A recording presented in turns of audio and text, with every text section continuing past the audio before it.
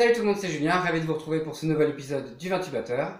Alors il y a de ça quelques mois, j'avais fait une vidéo sur les chaînes YouTube qui parlent de vin. Il n'y a pas si longtemps que ça, un premier baromètre donc de l'activité des chaînes vin sur YouTube a été décerné par le site YouTuber Link. Et ça m'a donné envie de continuer à faire des vidéos sur les chaînes YouTube sur le vin. Alors je vous avais parlé dans la première vidéo des chaînes de James Suckling, de Whitney Adams, de Michael d'Underneath the Bottle, de Wine Jam, de Vin et Société, de Monviti. J'en ai encore trouvé d'autres. Voici la preuve. C'est parti.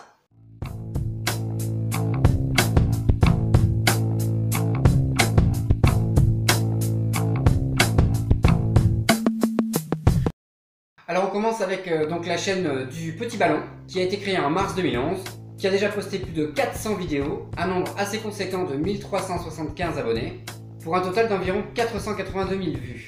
C'est une chaîne qui produit pas mal de vidéos tous les mois, environ une dizaine, et qui propose surtout des dégustations et des accords mets-vins.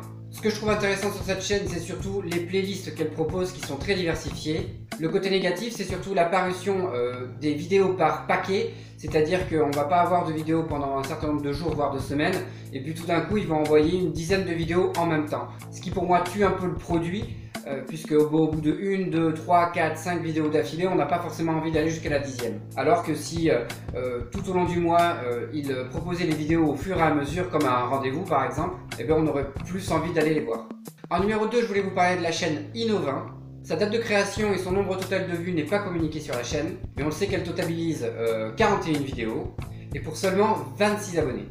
C'est une chaîne qui est aussi assez dynamique, puisqu'elle produit environ 15 à 20 vidéos par an, surtout des vidéos de type conférence B2B. Ce qui est intéressant sur cette chaîne, c'est que c'est vraiment l'axe innovation au service du vin qui est mis en avant. Par contre, c'est vrai que 15 à 20 vidéos par an, ça fait presque une vidéo et demie par mois, et c'est quand même assez peu.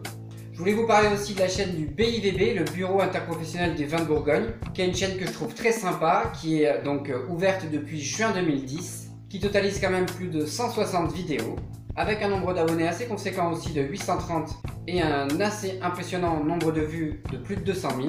On retrouve plus de 4 vidéos environ par mois, des vidéos sur la technique, des vidéos de paysages et aussi des interviews.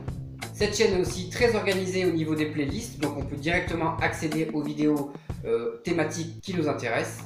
Par contre c'est pareil, les vidéos sont envoyées en paquet, donc un petit peu comme le Petit Ballon, on va pas avoir de parution pendant un certain temps et puis après on va avoir toutes les vidéos qui arrivent tout en même temps. Et je trouve les présentations un petit peu trop scolaires.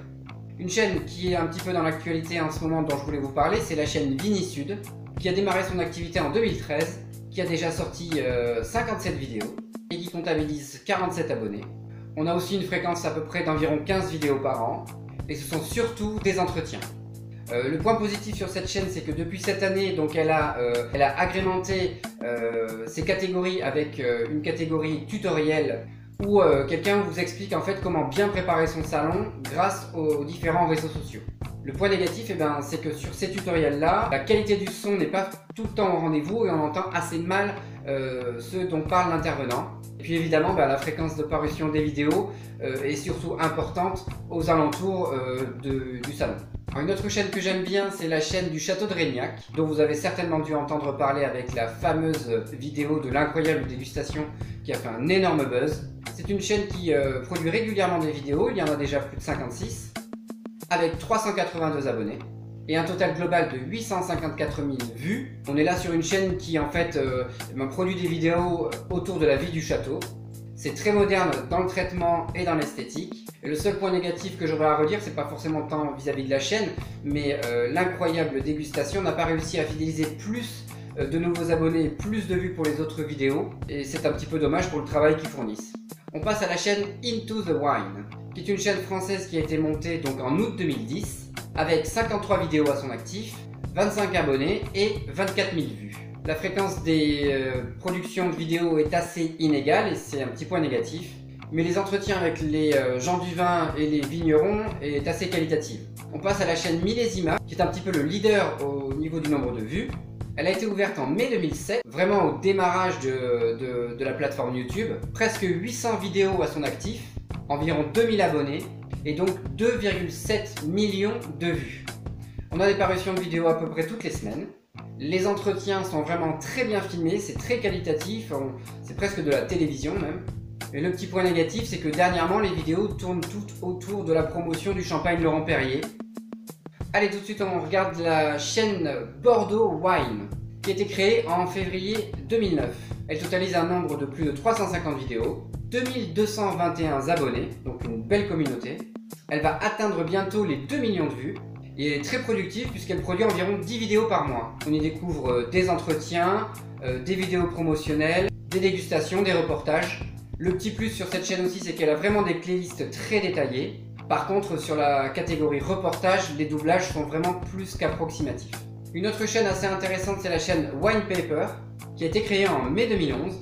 100 vidéos, 133 abonnés, 57 000 vues et environ une vidéo par mois. Une chaîne axée sur les entretiens, mais surtout avec des gens du vin, de l'univers assez moderne, donc des gens issus du business online, des choses comme ça.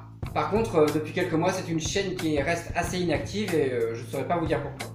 Je voulais aussi vous parler de la chaîne du magazine Terre de Vin, qui a été créée en juillet 2012, qui compte déjà près de 300 vidéos, 126 abonnés, 48 000 vues, 2 vidéos par semaine, qui présente des entretiens, mais surtout ces fameux billets d'humeur, qui est un format vraiment très original, assez proche du mien, c'est-à-dire un face caméra. Je regrette juste que cette chaîne YouTube en fait ne soit pas un relais plus important du magazine papier où on aurait pu avoir plus d'informations, des choses un petit peu plus d'actualité.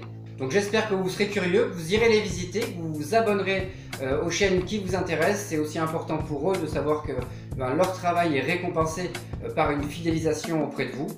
On se retrouve très bientôt. Passez une bonne journée. Ciao.